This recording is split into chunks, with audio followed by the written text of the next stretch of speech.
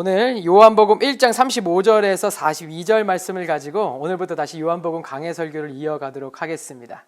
네, 지난 강에서 우리는 요한복음 1장 34절까지의 말씀을 통해서 예수 그리스도는 태초부터 계신 말씀으로서 곧 하나님이시며 세상을 창조하시고 생명의 빛으로 오신 분이시다.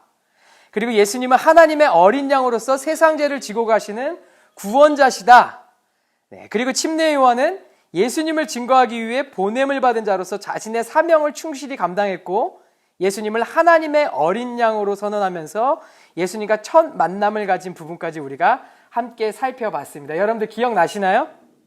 네, 이제 우리는 이어지는 말씀 요한복음 1장 35절에서 42절 말씀을 통해서요, 예수님을 따르는 첫 제자들의 이야기를 통해서 은혜를 나누도록 하겠습니다.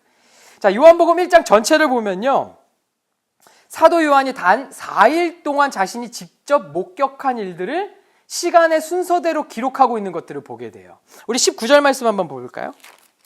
우리 한 장 앞으로 가면요, 유대인들이 예루살렘에서 제사장들과 레위인들을 요한에게 보내어 내가 누구냐 물을 때 요한의 증언이 이러하니라 하면서 침례 요한의 증언이 이제부터 시작됩니다. 자, 그리고 29절 말씀을 보면요, 침례 요한이 예수님이 곧 메시아다 밝히고 있고요, 35절 오늘 본문과 또 다음 시간에 살펴볼 43절 말씀을 보면요, 예수님께서 제자들을 부르시는 장면이 기록되어 있어요. 그런데 눈여겨볼 부분들은 29절 말씀을 보면 뭐라고 시작을 하느냐, 이튿날 요한이, 이튿날이라고 했어요. 이튿날이 며칠 뒤를 얘기하고 있는 거죠. 이틀 뒤가 아니고 바로 다음 날을 얘기하는 거예요. 이튿날. 그리고 35절 말씀을 보니까요, 또 이튿날, 또 다음 날이라고 기록하고 있어요. 43절 말씀을 보니까 이튿날. 그러니까 이 모든 일들이 총 4일 동안 진행된 것을 우리는 알 수 있습니다. 사도 요한이 요한복음을 기록하고 있는 내용의 전개와 특징을 통해서 그래서 우리가 알 수 있는 것은요, 매번 만남에 있을 때마다 먼저 복음이, 진리가 제시된 다음에 듣는 사람의 반응이 나오는데요, 들은 사람은 믿고 따르기로 결단하는 부분들이 반복적으로 등장한다라는 점입니다. 복음을 듣고 진리에 반응하는 방법은 사람마다 각기 다르고 예수님께서도 자신을 따르는 제자들을 각 사람에 맞게 다르게 대하시는 부분들을 볼 수 있어요. 분명한 점은 듣고 알게 되고 믿고 따르는 부분에 있어서는 모두 동일하다라는 겁니다. 저와 여러분들이 하나님께 부르심을 받은 그 순간도 생각해 보세요. 동일한 부분입니다. 하나님을 알기 위해서 복음을 들어야 됩니다. 들으면 알게 되고 그 다음에 예수 그리스도를 믿게 되는 거죠. 각기 다른 모양으로, 각기 다른 모습으로 다 하나님이 부르시고 또한 다르시고 인도를 하시지만 우리가 예수님을 믿고 주님께 나아가는 그 통로는 모두 동일하다. 그렇기 때문에 예수 그리스도의 진리와 복음이 어떻게 돼야 된다고요? 선포되고 전해져야 한다라는 사실인 거예요. 로마서 10장 17절 말씀입니다.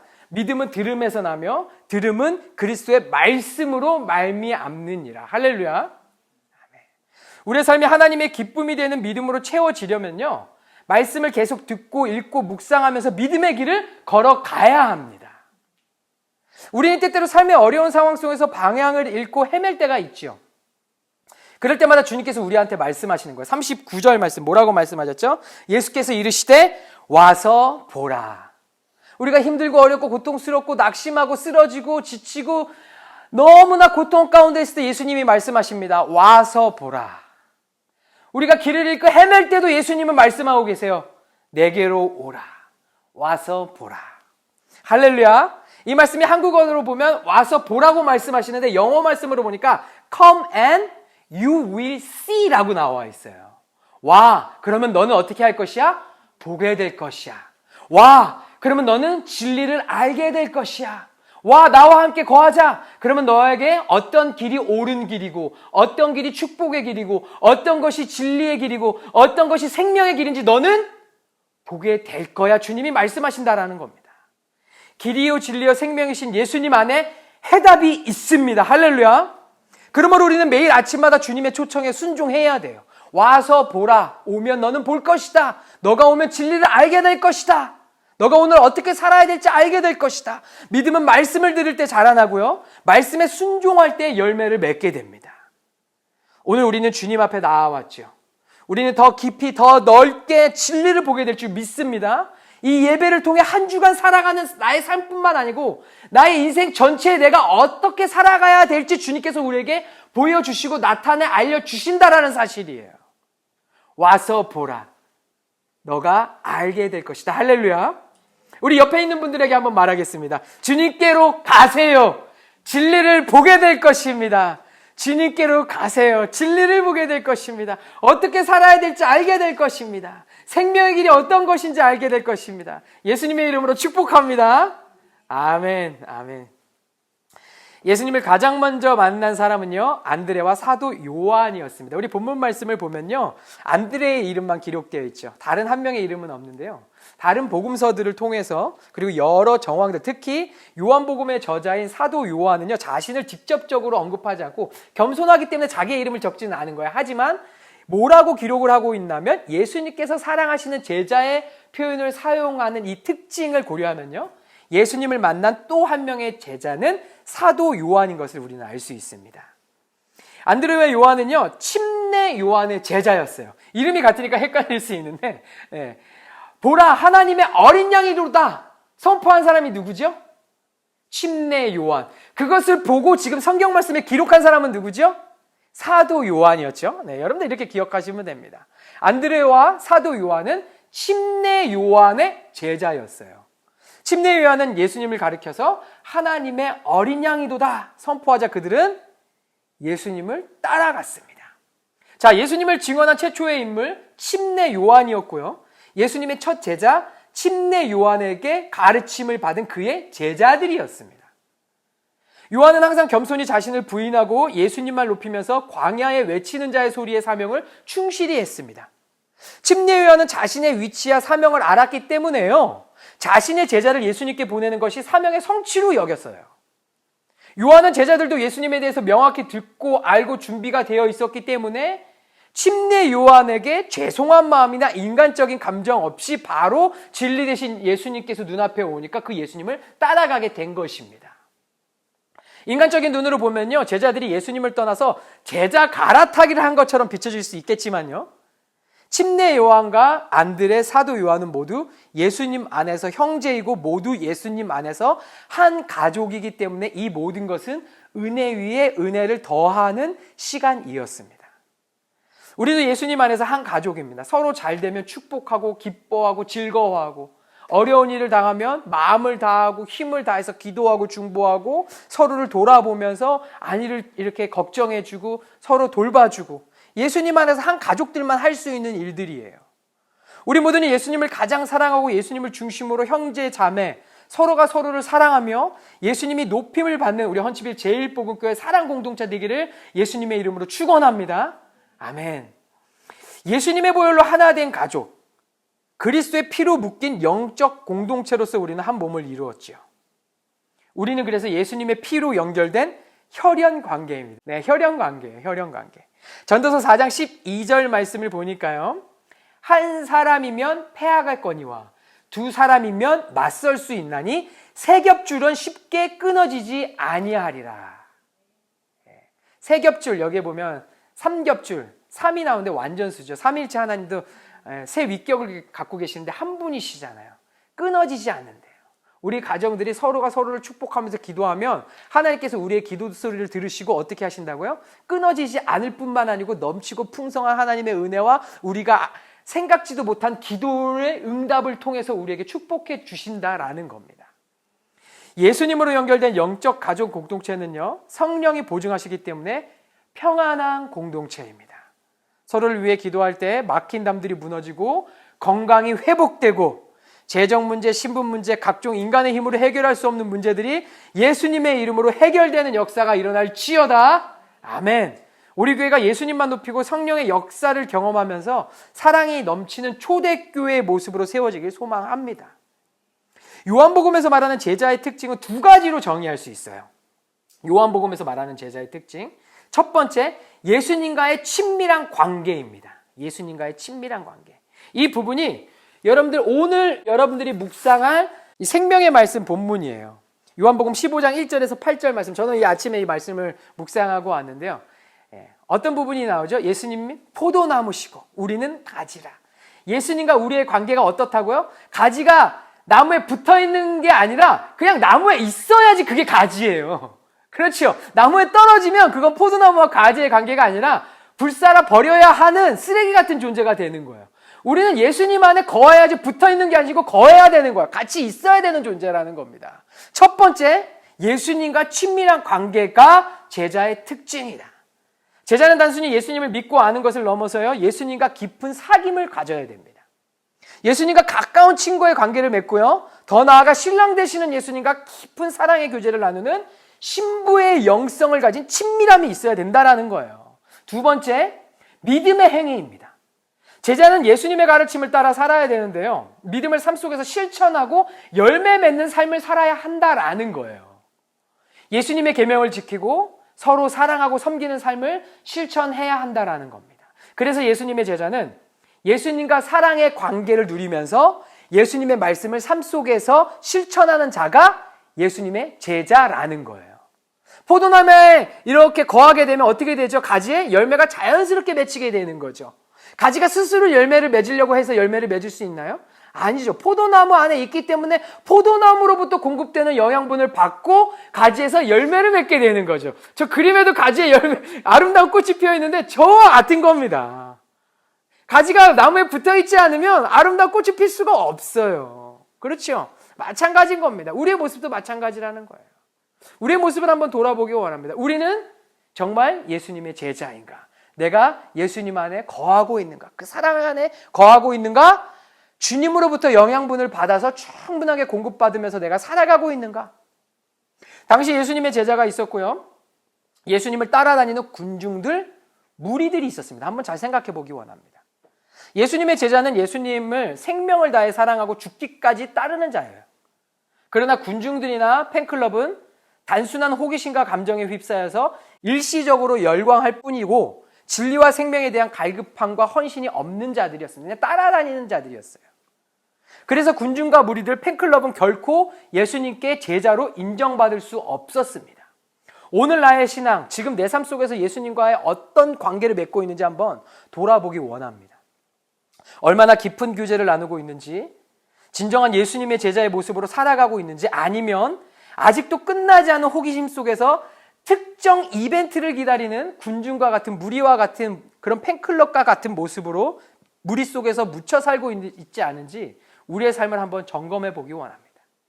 우리는 예수님의 제자로 살아야 해요. 이것이 하나님의 부르심이, 우리를 부르신 하나님의 목적과 하나님의 영광을 성취하기 위한 하나님의 뜻이라는 겁니다. 진정한 제자의 모습으로 예수님과 깊은 사귐 속에서 생명을 다해 주님을 따르는 이곳에 한 분 한 분 되시길 예수님의 이름으로 축원합니다. 제자의 삶이란 무엇일까요? 제자는 단순히 예수님을 아는 사람이 아니죠. 알면 군중과 무리죠. 예수님을 그리스도로 믿고 예수님을 보내신 하나님을 아버지로 믿는 자, 그리고 이 믿음을 가지고 예수님의 가르침대로 순종하고 예수님의 삶을 본받아서 자신의 모든 가치관과 세계관과 삶의 목적과 이유와 그 모든 것을 예수님 중심으로 삼고 죽기까지 예수님을 따르는 자, 바로 그가 예수님의 제자입니다. 그래서요, 예수님의 제자는 단순히 평균적으로 적당히 튀지 않게 그렇게 사는 사람이 아니에요. 제가 늘 강조드리는 게 뭐죠? 우리는 치우친 자가 돼야 돼요. 어떻게? 예수님께 치우친 자. 세상과 예수님 균등하게 균형 잡고 여기다 발 담그고 저기다 발 담그는 게 아니라 완전 예수님께 치우친 성령 충만한 자가 되어야 된다는 거예요. 제자는 죽기까지 목숨을 다해 예수님을 사랑하고 예수님을 따르는 자가 진정한 예수님의 제자의 모습이라는 것입니다. 지난 시간 우리는요, 우리 교회 DNA 설교에서 초대교회 신앙 수준을 나누었습니다. 그들은 3년에서 5년의 신앙 검증을 거쳐서 정식 등록교인이 되면 그 다음으로 받는 영광이 뭐라 그랬죠? 1순위 순교자의 영광이라 그랬죠. 순교자의 영광. 그들은 로마 정부에 잡혀가서 죽음을 각오한 순교자의 자리에 서게 됐다라는 거예요. 교인이 되면. 우리 믿음의 선배들은 목숨 걸고 예수님을 믿었습니다. 그리고 목숨 걸고 예수님의 가르침을 실천하며 살아갔어요. 오늘날 우리에게도 동일한 모습이 있어야 될 줄 믿습니다. 적당하게, 무난하게, 일반적으로 신앙생활하면요, 세상과 어둠의 영들에게 우리한테 있는 신앙마저도 빼앗기게 된다라는 거예요. 신앙을 지키고 보호하고 고수하는 게 아니고 신앙은요, 하늘나라를 천국을 침노하고 하나님께 달려가야 되고 적극적으로 순종함으로 공격적으로 그렇게 하나님 앞에 나아가서 쟁취해야 된다라는 겁니다. 천국은 침노하는 자의 것입니다. 무릇 있는 자는 받아 넉넉하게 되되 없는 자는 그 있는 것까지 빼앗기리라. 이걸 믿음으로 한번 적용해 보세요. 내게 믿음이 있는 것, 무릇 있는 자는 받아 넉넉하게 더 풍성한 하늘의 것을 받아 채우고 누리고 꾹꾹 담아서 믿음으로 살아가고, 믿음을 그냥 고수하고 지키고 요 정도만 적당하게 살아야 된다라면요, 세상으로부터 있는 것조차도 빼앗기는 그러한 수준 낮은 신앙생활의 모습을 보이게 될 것입니다. 성령의 기름 부으심은요, 수비하고 방어하고 수동적으로 살아가는 자에게 임하지 않습니다. 침노하는 자는 믿음으로 전진하는 자입니다. 담대하게 선포하고 나아가는 자가 예수님의 제자된 삶을 살아갈 수 있다라는 거예요. 우리 성도 여러분들 믿음으로 취하시기 바랍니다. 예수님의 제자의 부르심에 순종하지 않으면 세상의 종이 되고 마는 겁니다. 중간은 없어요. 천국 아니면 지옥이죠. 중간층은 없어요. 예수님의 제자는 천국에 들어갈 것이고요, 세상의 종된 자들은 지옥입니다. 이것이 복음이고요, 이것이 진리입니다. 우리는 믿음의 선한 싸움을 싸우면서 천국을 침노하지 않으면 세상에 침노당하게 됩니다. 믿음으로 승리해서 당당하게 예수님의 제자의 모습으로 이 땅에서부터 천국을 누리면서 생명의 길을 걸어가야 될 줄 믿습니다. 예수님도요, 이 세상에서 이 땅에 속하지 않은 분이셨어요. 예수님의 제자들 역시 이 세상에 속한 자들이 아니었습니다. 요한복음 17장 14절 말씀에서 예수님께서는 이렇게 말씀하십니다. 내가 아버지의 말씀을 그들에게 주었사오매 세상이 그들을 미워하여 싸우니 이는 내가 세상에 속하지 아니한 같이 그들도 세상에 속하지 아니함으로 인함이다 라고 말씀하셨습니다. 당시 유대인들은요, 예수님께서 세상에 속하지 않고 하늘에 속겠다라는 이 말을 진짜 듣기 싫어했어요. 그들의 심기를 건드는 말이었고요, 심지어 큰일 날 소리로 여겼습니다. 신성모독했구나. 그래서 예수님을 잡아 죽이려고 꿍꿍이를 계속 피고 있었던 거죠. 예수님은 하늘의 본체로 육신을 입고 우리를 구원하기 위해 이 땅에 오셨지만요, 이 세상에 속하지 않은 분이셨습니다. 그래서 우리 예수님만이 참 거룩하신 분이신 거예요. 죄가 없으신 분이신 겁니다. 예수님을 따르는 제자들, 초대교회 교인들, 예수님을 믿은 유대인과 이방인들은 모두 세상과 구별된 공동체를 이루었습니다. 이로 인해서 그들은 사회로부터 따돌림을 당하고 심지어 핍박까지 당했어요. 그러나 예수님을 주인으로 모신 자들에게는 고난과 핍박이 있어도 천국을 소유한 자들이기 때문에 기쁨과 자유와 감사가 넘쳐났습니다. 우리는 세상에 소망과 미련을 두는 것이 아니라 하늘의 소망을 두고 살아가야 될 줄 믿습니다. 우리 예수님 말씀하셨어요. 너희의 이름이 하늘에 기록된 것으로 기뻐하라. 예수님 때문에 사는 인생은요, 하나님께서 기억하십니다. 하나님께서 우리의 삶을 보증하시고 인정해 주세요. 예수님의 인생의 전부인 자들은요, 그날 그때 우리 주님께서 친히 이름을 부르시면서 천국 잔치를 열고 환영하시면서 최고의 특별함을 입는 영광의 순간이 준비되어 있다는 것을 여러분들 소망하고 기억하고 믿음으로 살아가시기 바랍니다. 그때 그날을 우리는 바라보며 믿음으로 살아가야 된다는 거예요. 예수님께서 공생의 사역을 하실 때요, 오병이어의 기적과 누가복음 12장의 기록 등을 통해 우리가 봤을 때 예수님을 따른 최대 군종 규모는 몇 명인 줄 아십니까? 2만 명 이상인 것을 우리는 알 수 있습니다. 예수님을 따랐던 무리들, 군중들, 팬클럽들, 제가 아까 얘기했던 그 군중들이 2만 명 정도 되었다라는 거예요, 모이며. 오병이어가 남자들 수만 센 거잖아요. 가족까지 다 세면 통계적으로 봤을 때 2만 명 정도가 예수님을 따라다녔다라는 거예요. 그런데 보시기 바랍니다. 잘 생각해 보세요. 예수님의 제자는 몇 명이었습니까? 예, 12명이었죠. 수만 명의 무리들과 군중들이 있었는데 예수님의 제자는 단 12명. 예수님을 따라다니는 그 수많은 군중들 중에서도 오는 본문 말씀에 특별한 부르심을 입고 제자가 된 그 순간을 이름까지 불러가면서 육하 원칙에 따라 역사적으로 대대로 믿는 자에게 메시지를 주기 위해서 기록된 자, 바로 예수님의 제자 12명, 그 중에서도 오늘 본문 말씀에 언급된 2명, 안드레와 요한이었습니다. 군중은 군중이고 무리는 무리고 팬클럽은 팬클럽이에요. 그들의 이름이 여기 기록되어 있나요? 주님께 특별함을 입었을까요? 인정받았을까요? 하지만 부르심을 받고 순종하고 예수님을 따라 그렇게 목숨 걸고 내가 주님의 가르침대로 진리에 따라 살겠습니다라고 인정받은 자들에게는 그들의 삶이 어땠는지, 부르심의 순간이 어땠는지 믿음의 자손들에게 대대적으로 이 메시지를 전하기에 주님께서 어떻게 하셨다고요? 특별함을 입고 이곳에 기록해 놓으셨다라는 겁니다. 이들은 목숨을 걸고 예수님을 사랑하고 예수님의 가르침대로 살고자 힘쓰면서 죽기까지 예수님을 따랐던 자들입니다. 예수님은 이들을 사랑하셨고 끝까지 사랑하십니다. 그 사랑은 십자가에서 물과 피를 흘리심으로 그들의 모든 죄를 사하시고 거룩하게 씻어서 천국의 자녀로 삼아주심 깊고 넓은 사랑입니다. 예수님을 믿는 자에게는 영원한 생명이 은혜로 선물로 주어졌어요. 그러나 이 험한 세상에서 적당히 믿고 적당히 따른다면요, 예수님은 우리를 안고 품고 들고 뛰고 계시는데, 우리를 보호하고 지키시고 그렇게 사랑으로 품고 계시는데, 굶주린 마귀 사탄 원수들이 믿음을 빼앗아가기 위해 공격하고 유혹하며 미혹해 올 때 우리는요, 우리 스스로가 예수님의 품을 떠나서 세상 즐거움과 자랑에 빠져버리게 된다라는 거예요.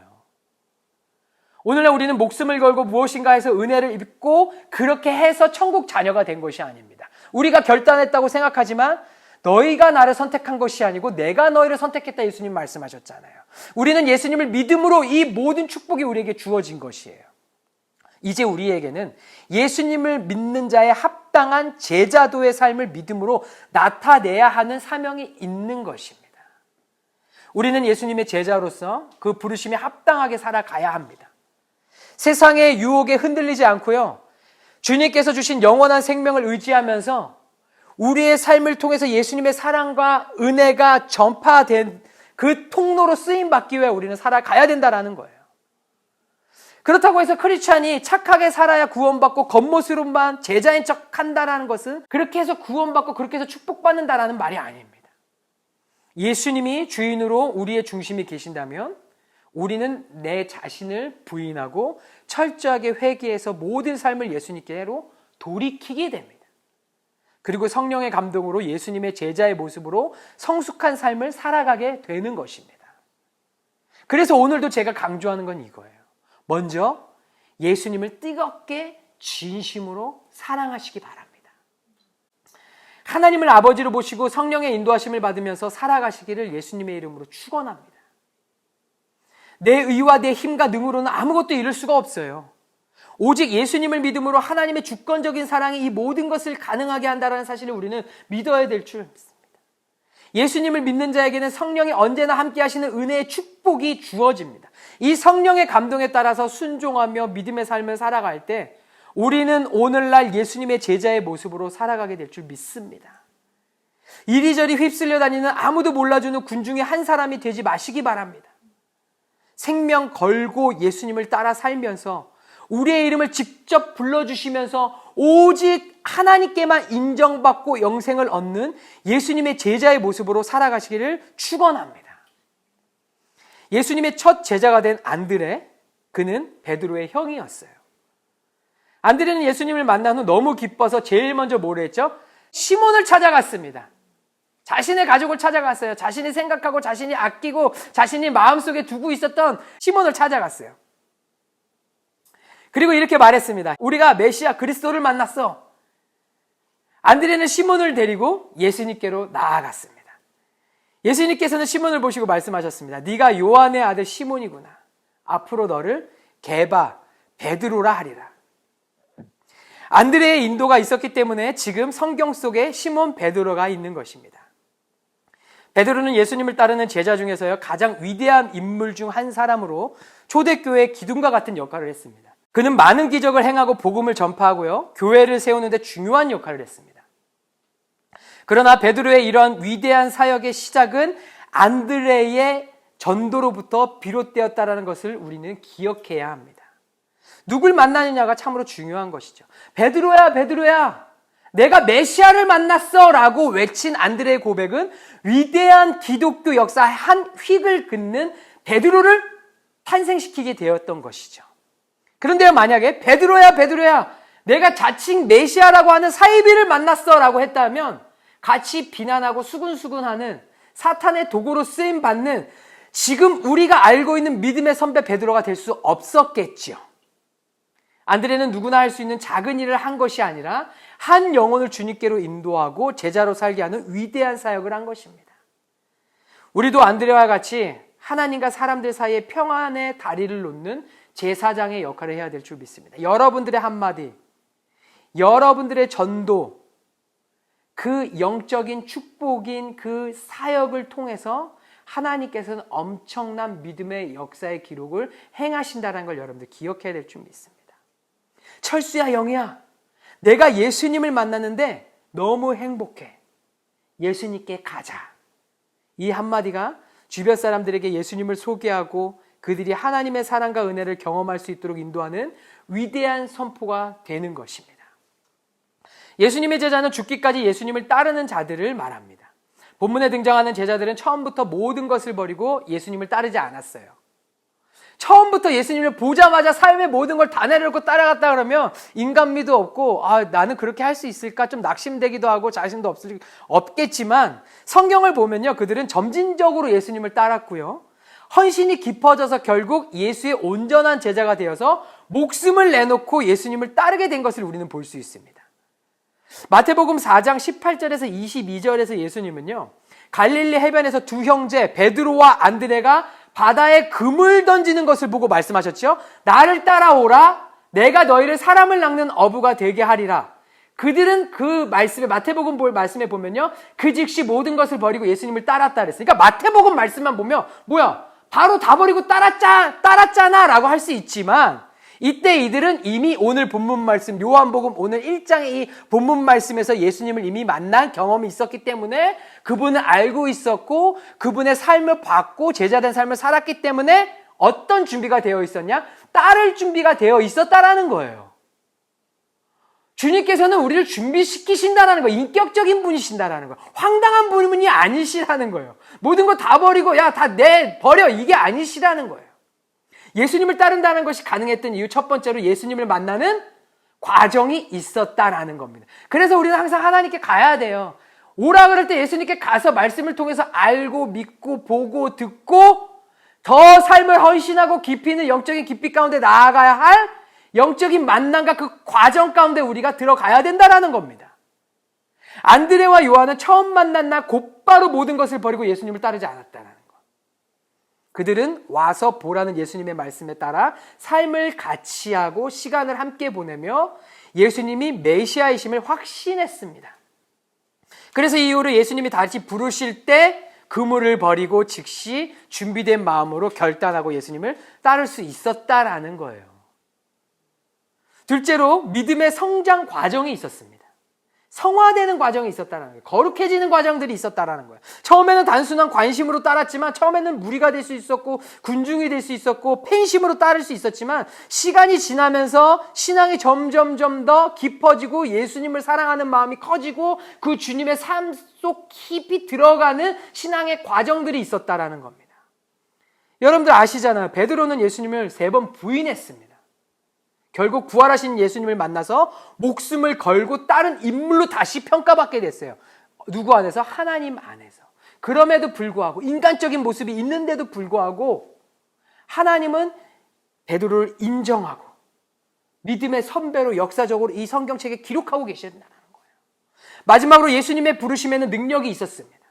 예수님께서 말씀하실 때 그분의 권위와 성령의 역사로 인해서 사람들이 반응하게 되었다라는 거예요. 이는 단순한 인간의 결정이 아니라 하나님의 은혜로 마음이 열리고 변화된 것입니다. 그래서 우리는요, 하나님 앞에서 자꾸 감정적으로 반응하는 것이 아니라 감동을 받고 주님 앞에 순종함으로 나아가야 되는 거예요. 하나님 앞에 많은 감동을 받으세요. 감동을 받으시면 감정적으로 반응하는 것보다 그 감동을 내 안에 받아들이고 순종하고 작은 것 하나하나 실천하시라는 겁니다. 하나님이 감동을 주세요. 부끄럽고 쑥스러울 수도 있지만, 하지만 입술을 열어 고백하시고 선포하시고 그게 현실이 되도록 믿음의 입술을 열어 하나님 앞에 고백하라는 겁니다. 사람들한테 복음을 전하고 고백하라고 하시는 겁니다. 하늘나라에 심으시라는 겁니다. 할렐루야. 영적인 원리라는 거죠. 지금도 우리를 부르시는 주님의 음성에 귀 기울이시기 바랍니다. 나의 삶 속에서 세세하게 가르치시고 인도하시고 위로하시고 힘주시는 능력의 음성에 귀 기울이시고 순종하고 믿고 따르는 여러분들 되기를 원합니다. 결국 예수님을 따른다는 것, 예수님의 제자가 된다는 것, 내가 주인이었던 것을 하나하나 버리고 예수님께 그 주권을 내어드리는, 그래서 내 안을 예수님으로 채우는 거룩한 삶의 헌신이 있어야 가능한 것입니다. 이 모든 것이 가능하도록 성령 하나님께서 우리의 전 인격과 총체적인 삶을 제자의 길로 인도하고 계십니다. 예수님의 제자가 되는 삶은 결코 인생 한탕 걸어야 하는 도박도 아니고요, 물 들어올 때 노젓는 코린파와 같은 그런 것도 아니에요. 나를 사랑하시고 나를 존중해 주시는 가장 인격적이시며 은혜로운 방법으로 나의 삶을 제자의 길로 인도하시는 하나님께 함께 살아간다면, 포도나무 되시는 예수님 안에 거하게 된다면 이 모든 것은 가능한 것입니다. 안드레와 요한과 같이 예수님을 알고자 하는 거룩한 관심과 호기심을 품으시기 바랍니다. 내 안에 예수님을 사랑하고 사모하는 마음이 커지면 커질수록 주님과의 관계가 깊어지고 나의 삶이 주님께 깊이 헌신되게 될 줄 믿습니다. 내 삶 속에서 예수님을 주인으로 내어드리지 못한 영역들이 있다면요, 점차 믿음이 성장하고 헌신이 증폭할 때 예수님께서 와 보라, 나를 따르라 부르실 때 모든 것을 내어놓고 따르면서 헌신하는 저와 여러분들 되기를 소망합니다. 사랑하는 우리 성도 여러분, 오늘 우리는 예수님의 첫 제자들이 어떻게 주님을 따르게 되었는지 살펴보았습니다. 침례 요한의 증언을 듣고 예수님을 따르기 시작한 안드레와 요한, 그리고 형제 베드로까지, 그들은 예수님을 직접 만나고 경험하면서 기쁨으로 그분을 증거하는 삶을 살았습니다. 우리 모든 성도님들 매 순간 와서 보라 말씀하시는 그 성령의 음성에 반응해서요, 말씀을 듣고 순종하고 행하고 전하고 주님과 더욱 친밀한, 죽기까지 예수님을 따르는 제자로 살아가시길 예수님의 이름으로 축원합니다. 아멘.